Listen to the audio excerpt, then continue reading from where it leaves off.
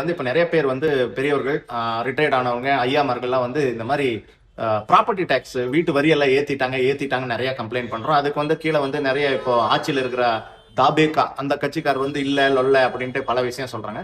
சரி, நம்ம டேட்டாவை செக் பண்ணா சுமார் 2011 இருந்து 2021 வரைக்கும் அனைத்து இந்திய அண்ணா திராவிட முன்னேற்ற கழகத்தின் ஆட்சி, நம்ம ஆட்சி இருக்கிற வரைக்கும் மக்களுக்கு அந்த வரியே நம்ம ஏத்தல. சுமார் 3575 ரூபாய் தான் அந்த 10 வருஷ காலம். அதுல எத்தனை பிரச்சனை, கொரோனா, அப்போ புயல், மழை, பிளட் இத்தனை வந்தாலும் 3575 ரூபாய் தான் இந்த 10 வருஷ காலம்.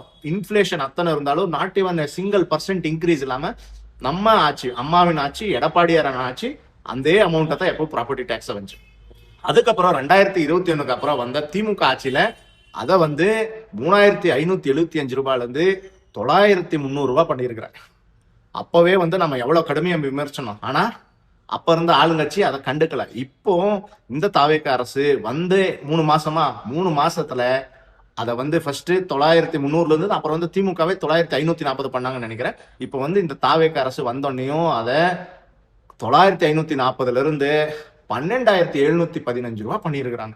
அப்போ கிட்டத்தட்ட ஒரு 10-15 வருஷத்துல எடுத்தா கிட்டத்தட்ட 4 மடங்கு அதிகப்படுத்தி இருக்கிறாங்க. மக்களுக்கு நீங்க என்ன செய்ய போறீங்க? இவ்வளவு பண்ணி மக்கள்கிட்ட வரி வாங்கி, இது வேற, மக்கள்கிட்ட பணத்தை புடுங்கி நீங்க என்ன செய்ய போறீங்க? மக்களுக்கு, ஏழை எளிய மக்கள், அதுல வந்து ஒரு பெரியவர் சொல்றாரு, எனக்கு பென்ஷனே 28,000 தான், அதுல 13,000 ஒரு ப்ராப்பர்ட்டி டேக்ஸ் கட்டினா எப்படி? அது வந்து என்ன சொல்றாங்க, நிறைய இடத்துல வந்து நீங்க இந்த மெசேஜே கன்வே பண்ணல நிறைய பேருக்கு.